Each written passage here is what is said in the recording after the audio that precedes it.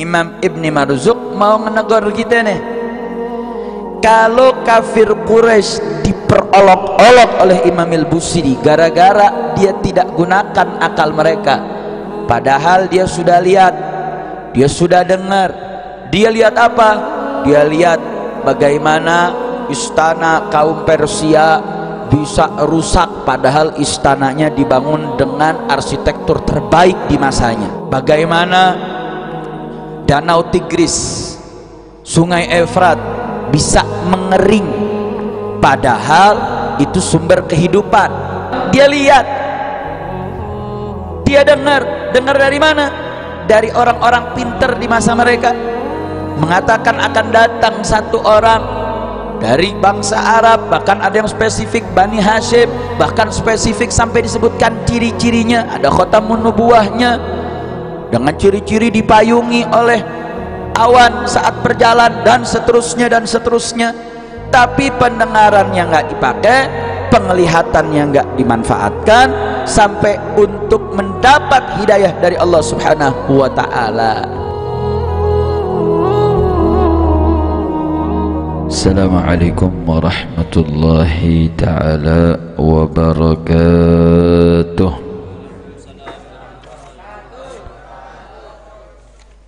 Alhamdulillah, wassalatu wassalamu ala rasulillah wa ala alihi wa sahbihi wa man walah, amma ba'd.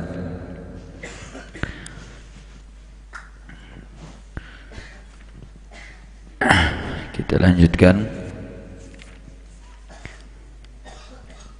dalam pembahasan bait al-Burdah.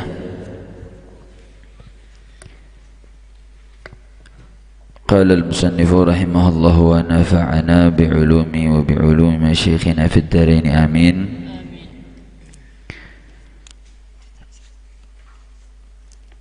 وبعدما عين في الأفق من شحب منقضة وفق ما في الأرض من صنم حتى غدا عن طريق الوحي منهزم من الشياطين يقفو إثر منحزم. Kemarin dua bait itu sudah tuntas kita bahas. Begitupun syarah Al-Imam Al-Baijuri. Tinggal hari ini kita akan membahas isyarat dari dua bait tersebut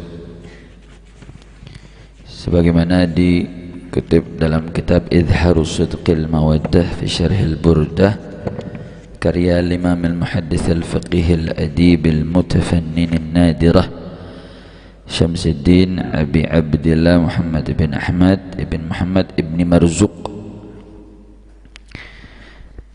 Dalam manhaj beliau dalam mensyarahkan Burdah dalam beberapa segmen.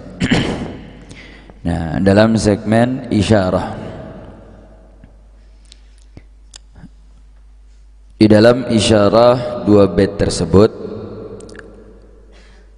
Ibn Marzuq mengatakan wa qawluhu wa ba'da ma ayanu ila akhir al-bait yahtamilu an yakuna isyaratan ila qawlihi ta'ala a'udzu billahi minasy syaithanir rajim awalam yanzuru fi malakutis samawati wal ardi wa ma khalaqallahu min syai'in wa an asa an yakuna qad iqtaraba ajaluhum fabi'ayyi hadithin ba'dahu yu'minun. Surat Al-A'raf ayat 185. Ibni Marzuki mengaitkan bait ini di mana ketika Imam Busiri mentaubih, yaitu menghinakan serta menjelek-jelekkan kafir Quraisy yang tidak menggapai hidayah tatkala berbagai macam bukti dalil baik yang didengar maupun dilihat, sehingga Imam Busiri mengolok-olok kafir Quraisy karena kebodohannya mereka tidak mendapatkan hidayat Nabi kita Sayyidina Muhammad sallallahu alaihi wasallam. Sehingga Imam Ibn Marzuq mengatakan ihtamilu ayyakuna isyaratan ila qawlihi ta'ala, dan ini juga menjadi isyarat dari bait ini. Imam Ibn Marzuq menggali isyarat firman Allah Subhanahu wa taala di mana Allah mengatakan awalam yanzuru fi malakutis samawati wal ard, tidaklah mereka melihat fi malakutis samawat,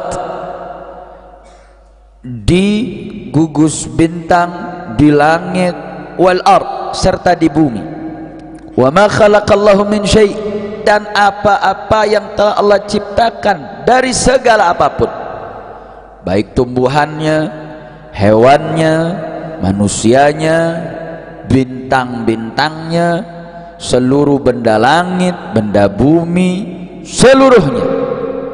Jadi Allah Subhanahu wa taala mempertanyakan, apakah dia tidak gunakan mata yang Allah berikan tadi untuk memandang apa yang Allah telah ciptakan, baik yang di bumi maupun yang di langit? Wa an asa ayyakuna qad iqtaraba ajaluhum, dan bisa jadi sungguh telah dekat ajal mereka. Artinya selain dipacu untuk melihat dan menelaah semua ciptaan Allah Subhanahu wa taala, dalam rangka apa? Kenapa Allah kemudian mengajak untuk melihat ciptaan Allah Subhanahu wa taala? Untuk mencapai keyakinan dan pemahaman bahwasanya tiada Tuhan kecuali Allah Subhanahu wa taala. Kita kalau lihat gunung, kira-kira gunung itu kecil atau besar? Kecil atau besar? Kira-kira kalau manusia membangun atau menciptakan gunung dengan segala eksotisnya, keindahannya, kira-kira dengan kapasitas keilmuan seperti saat ini, kita nggak usah jauh-jauh, ini kita lihat pemandangan Gunung Pangrango, indah gak? Indah gak? Indah. Kira-kira sepengetahuan para santri, pernah lihat ada manusia bangun gunung sama pohon-pohonnya, sama narok binatang-binatangnya, dari burung, kupu-kupu, sampai binatang yang indah, sampai binatang liarnya? Pernah dengar ada yang bisa buat seperti itu? Ada orang Asia yang buat itu? Ada orang Barat buat itu? Dari dulu sampai sekarang ada atau tidak? Enggak ada. Artinya apa? Allah Subhanahu wa taala ngedorong manusia, kau lihat itu ciptaan Allah, kau lihat itu yang ada di langit. Kemarin Imam Besar dalam pelajaran Mukjizah Ilmiah Al-Quran, jangankan ngomongin ciptain bulannya, buat nyampe ke bulannya saja ada proses gak? Ada atau tidak? Ada. Mau nyampe orang, kirim dulu kemarin satelit, apa nama satelitnya? Apa? Hah? Sputnik. Jangan salah nyebut, nyebut Spiteng oleh. Nanti ngatet yang bener, kalau nggak bener salah baca ntar. Apa namanya? Sputnik. Sputnik 1 dari kosmonot Uni Soviet. Itu ngirim barang dulu, ngirim satelit dulu. Kenapa? Karena nggak tahu apakah manusia bisa sampai. Kalau dalam keadaan selamat, dilempar barang dulu. Itu belum ngomongin penciptaan bulannya, baru mau menyentuh salah satu ciptaan Allah yang namanya Al-Qamar, bulan. Artinya Nggak perlu lagi ditanya apakah mungkin manusia ciptakan bulan, sehingga ketika dia gunakan otak yang Allah titipkan kepada manusia, dia gunakan otak tersebut untuk menelaah setiap bentuk ciptaan Allah, pasti akan mengakhirkan natijah hasil bahwasanya tidak mungkin semua ciptaan ini tercipta kecuali ada sang pencipta, dialah Allah Subhanahu wa ta'ala. Nah, menariknya di ayat ini diingatkan wan asa ayyakuna qad iqtaraba ajaluhum. Ente ini jangan main-main tentang perintah buat menelaah apa-apa yang Allah ciptakan agar sampai kepada mengesahkan Allah Subhanahu wa ta'ala, kemudian menyembah Allah Subhanahu wa ta'ala, menuhankan Allah Subhanahu wa ta'ala, menjalankan aturan Allah, meninggalkan larangan Allah. Kenapa? Hati-hati kalau main-main dalam urusan itu sampai jauh dari hidayah, kemudian tidak menjalankan hukum Allah. Qad iqtaraba ajaluhum, sudah semakin dekat apa ajaluhum, kematian mereka. Manusia apakah hidup selamanya atau akan mati? Akan mati. Mau orang Arab ke, mau orang Asia ke, mau orang Barat ke, mau Muslim, mau kafir, percaya Tuhan, nggak percaya Tuhan, mau ibadah, nggak ibadah, ahli maksiyah, ahli ta'ah, semua mati atau tidak? Mati atau tidak? Mati. Nah, tinggal pilih mau mati dalam keadaan menjadi hamba Allah yang taat, atau malah justru menjadi hamba Allah yang mendapat murka Allah. Makanya isyarat dari bait ini Imam Ibni Marzuq mau menegur kita nih, kalau kafir Quraisy diperolok-olok oleh Imam Al-Busiri gara-gara dia tidak gunakan akal mereka, padahal dia sudah lihat, dia sudah dengar. Dia lihat apa? Dia lihat bagaimana istana kaum Persia bisa rusak padahal istananya dibangun dengan arsitektur terbaik di masanya. Bagaimana Danau Tigris, Sungai Efrat bisa mengering padahal itu sumber kehidupan. Bagaimana meteor jatuh dengan begitu besarnya jumlahnya dan menghantam berhala-berhala yang mereka pertuhankan, yang mereka anggap sumber kebaikan, sumber manfaat dan madarat, itu adalah berhala-berhala yang mereka sembah, yang nggak mampu melakukan apa-apa. Ketika hujan meteor berdatangan, itu semua berhala berjatuhan tak berdaya. Artinya apa? Dia lihat, dia dengar dari mana? Dari orang-orang pinter di masa mereka, mengatakan akan datang satu orang dari bangsa Arab, bahkan ada yang spesifik Bani Hashim, bahkan spesifik sampai disebutkan ciri-cirinya, ada khotamun nubuwahnya, dengan ciri-ciri dipayungi oleh awan saat berjalan, dan seterusnya dan seterusnya. Tapi pendengarannya nggak dipakai, penglihatannya nggak dimanfaatkan sampai untuk mendapat hidayah dari Allah Subhanahu wa ta'ala. Makanya wajar nggak kalau diolok-olok? Wajar atau tidak? Wajar. Emang Allah kasih mata buat apa? Allah kasih pendengaran buat manusia buat apa? Karena kita diciptakan oleh Allah Subhanahu wa ta'ala tidak lain tidak bukan untuk menyembah Allah Subhanahu wa ta'ala. Terus kalau kita dikasih nikmat oleh Allah tapi nggak dipakai buat ibadah, kira-kira pantas atau tidak? Pantas atau tidak? Saya mau tanya, yang kasih kita bisa ngelihat siapa? Yang kasih kita bisa mendengar siapa? Yang kasih kita bisa berpikir siapa? Yang ngasih kita bisa merasakan makanan manis, asam, asin, pahit siapa? Allah. Yang bisa ngerasain rasa panas, dingin siapa? Allah. Terus kalau kemudian yang dikasih oleh Allah itu digunakan bukan untuk buat mengenal Allah, pantas atau tidak? Pantas atau tidak? Nggak pantas. Makanya kalau kemudian kafir Quraisy, mereka kemudian diperolok-olok, dianggap lemah atau dianggap bodoh, dianggap nggak berakal. Bahkan kemarin kita dengar Imam Al-Busiri menganalogikan mereka ammu wa sammu, mereka ini buta, mereka tuh tuli, mereka nggak, walaupun mereka punya mata tapi matanya nggak dipakai, mereka punya pendengaran tapi pendengarannya nggak dipakai.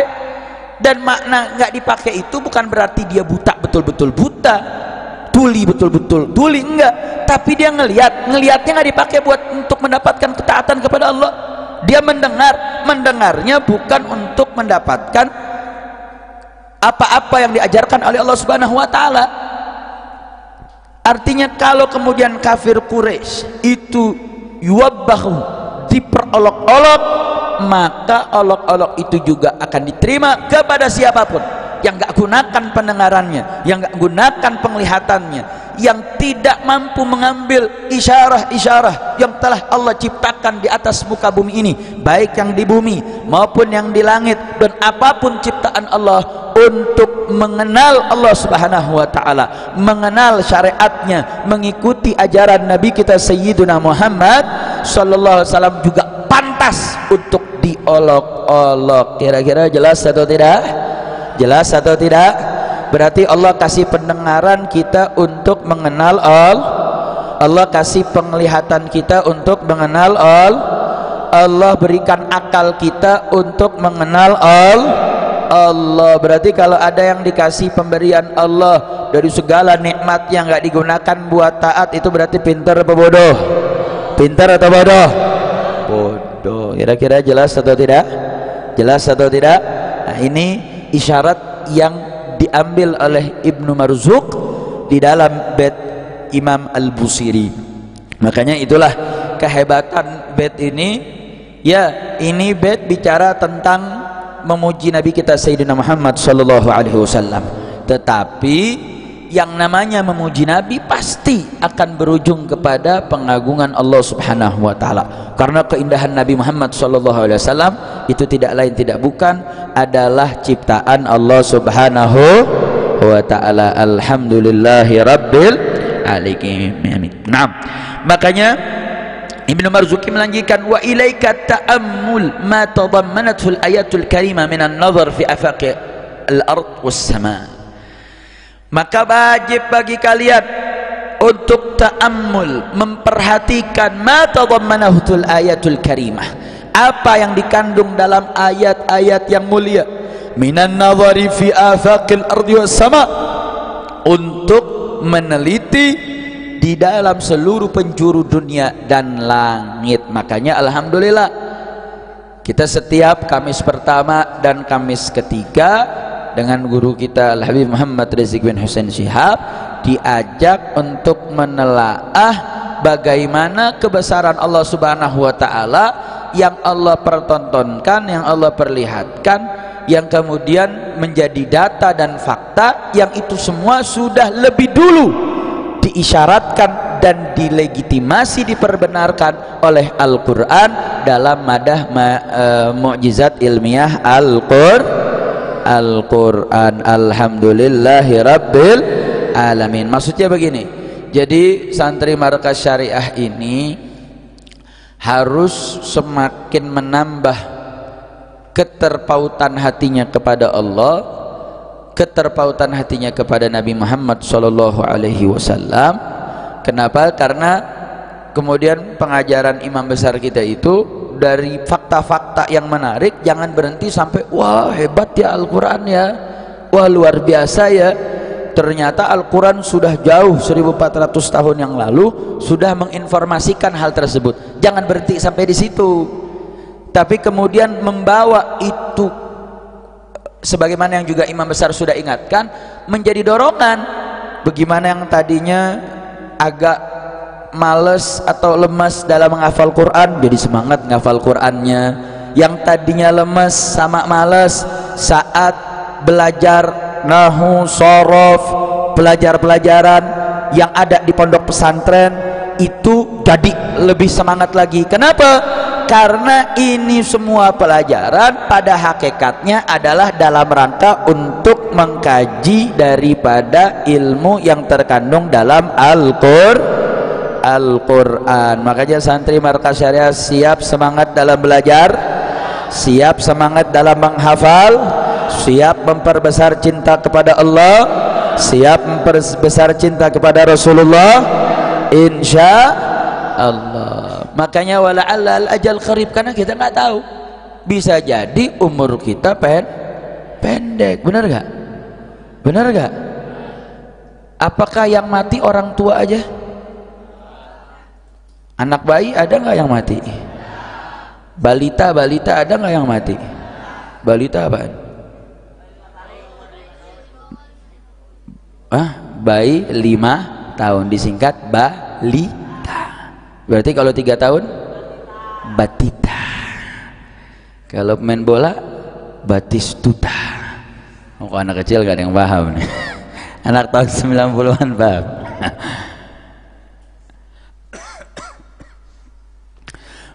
Berarti anak kecil ada nggak yang mati? Anak umur 10 tahun ada nggak yang mati? Remaja ada nggak yang mati? Ada. Ayam yang bengong aja bisa mati, bener gak? Berarti kalau santri yang lagi belajar tidur gimana itu? Bangunin biar nggak mati. Kalau ngantuk jangan diikutin ngantuknya, wudhu. Setuju? Setuju? Tapi jangan wudhu nyangkut. Ya olahraga. Wah. Wudhu aja balik lagi. Paham gak? Artinya kematian itu dekat. Nggak ada yang tahu. Ada anak yang ada di masjid ini tahu matinya hari apa, jam berapa, menit berapa, detik berapa? Ada yang tahu nggak? Ada. Siapa yang tahu? Allah. Manusia tahu nggak? Nggak ada yang tahu. Siapa yang jamin? Ini kan masih anak Markas Syariah, masih umur kelas 1, anak masih kelas 2, berarti mati anak masih lama. Siapa yang jamin? Jangankan ngomongin setahun 2 tahun lagi, 1 menit 2 menit lagi kita nggak tahu umur kita. Makanya gadik taraba ajaluhum, kalau sudah qad masuk ke fi'il madhi itu maknanya litahqiq, artinya pasti, betul-betul sudah dekat. Kematian itu siapa bilang jauh?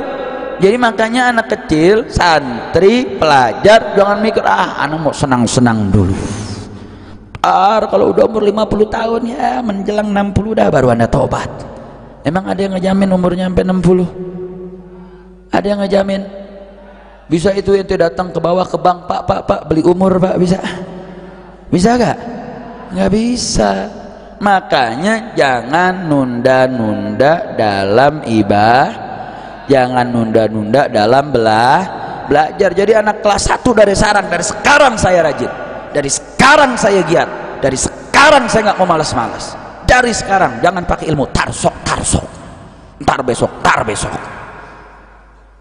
sekarang, till now, begitu kan? Benar gak? Paham gak ente? Apaan? Sejak hari ini begitu. Siap? Jangan ntar besok ya. Jadi anak kelas 1 dari sekarang, yang udah kelas 2 masih males-males, enggak, dari sekarang jangan nunda-nunda, insya Allah. Makanya Imam Ibn Marzuq lanjutkan, fala yab'udu an yushira bisyuhub ila al-adillati ad-dala ala tahqiq ma bashara bihi sallallahu alaihi wasallam wa anzar, aw ila annahu kama anna ash-shuhba ala ma hiya alayhi min as-sur'ati allati hiya ashaddu min sur'ati ash-shayatin halat bainaha wa bain ma aradat min istiraq as-sama', fakadhalika hiya hawadith ad-dahr wal ahkam al-ilahiyyah as-samawiyyah asra'u nufudhan fil hayluliyah bain al-insani wa bain ما يأمل إدراكه من الشهوات الدنيوية التي هي كالأصنام، فإن ملاحظة الإنسان شهوته وعبادته إياها قد تربى على عبادة الصنم. Nah kemudian beliau melanjutkan bahwa dalam 2 bait ini ada isyarat fala yab'ud an yushira bisyuhub, maka nggak jauh juga kemudian kita menggali isyarat dari meteor-meteor yang kemudian berjatuhan kepada apa? Ilal adillatid dalah ala tahqiqi ma basyara bihi sallallahu alaihi wasallam wa anzar, menjadi dalil yang menunjukkan begitu benar dan tepatnya apa yang telah dikabarkan kabar gembira oleh Nabi Muhammad sallallahu alaihi wasallam wa anzar, dan apa yang Nabi berikan peringatan. Maksudnya apa?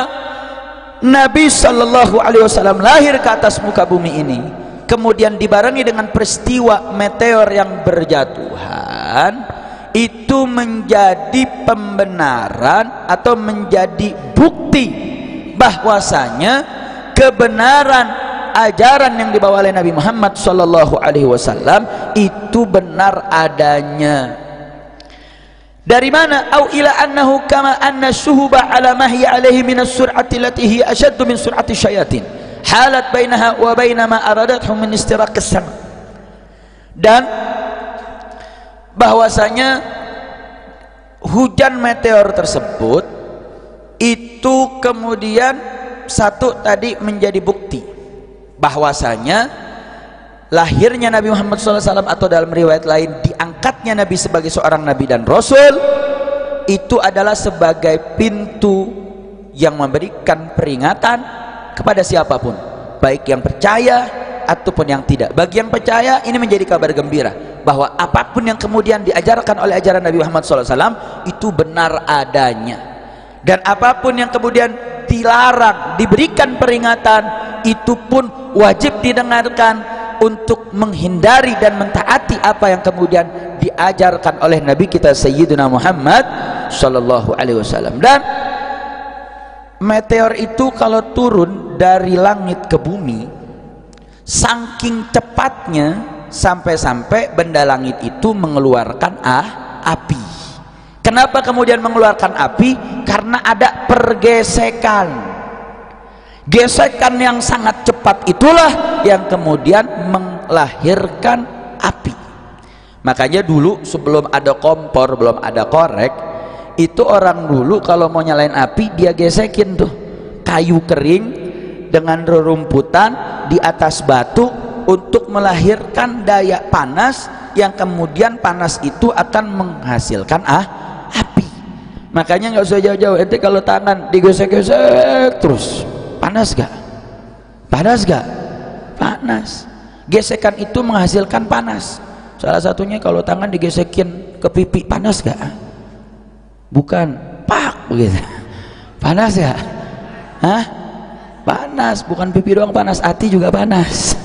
Betul? Betul? Tapi kalau santri dihukum jangan panas hatinya, karena tuh lagi dihukum setannya.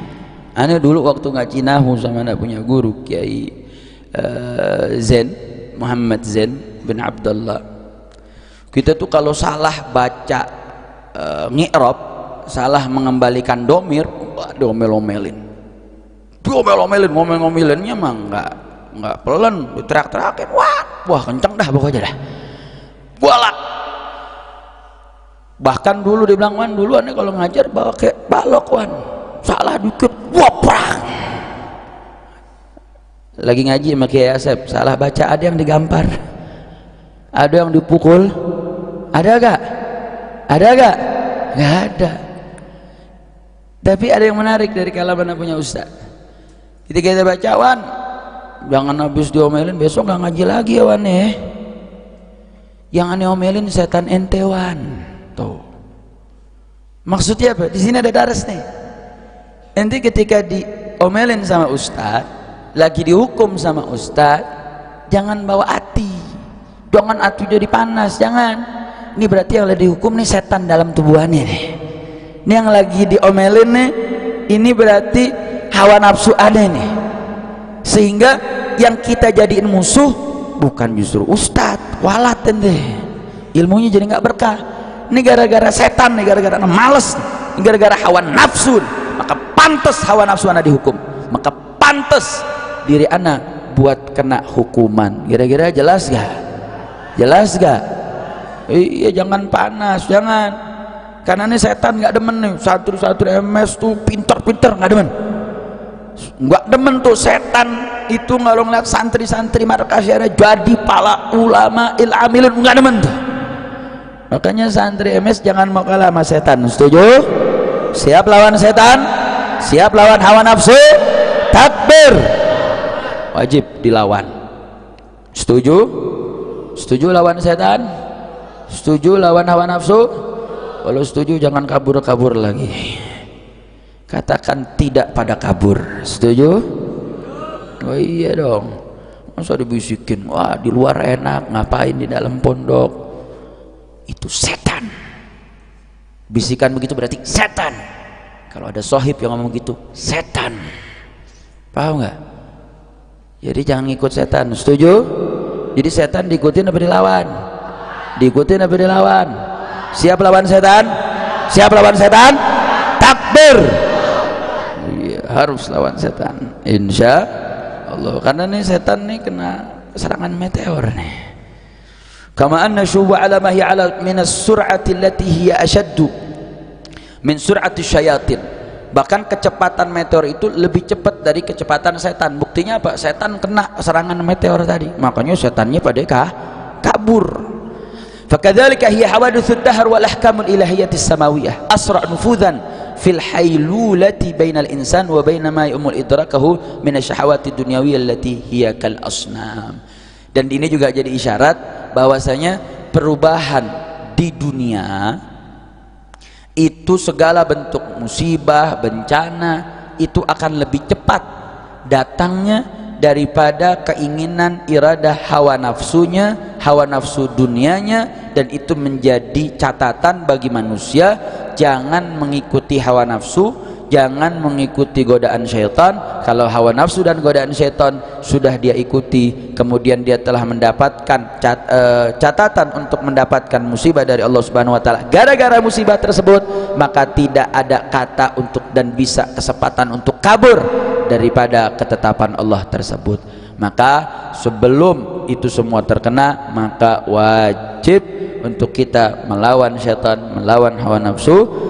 Dan mudah-mudahan Allah berikan kekuatan kepada kita, terutama kepada para santri, para asatidzah dan seluruh kita semua mampu untuk selalu mendapatkan kekuatan melawan musuh abadi kita, yaitu hawa nafsu kita serta syaitan yang gak akan pernah berhenti dalam menjerumuskan kita jauh dari Allah, jauh dari ibadah, jauh dari taat. Artinya peperangan kita dengan syaitan, peperangan kita dengan hawa nafsu, harbun daimun, peperangan yang abadi yang tidak akan pernah berhenti. Artinya perbendaharaan kita melawan setan dan hawa nafsu jangan pernah habis, isi terus, penuhi terus. Insya Allah Allah akan berikan kemenangan kita dalam perang melawan hawa nafsu, insya Allah. Ini yang bisa kita sampaikan. Insya Allah di pertemuan yang akan datang kita akan lanjut kepada bait selanjutnya insya Allah. Assalamualaikum warahmatullahi wabarakatuh.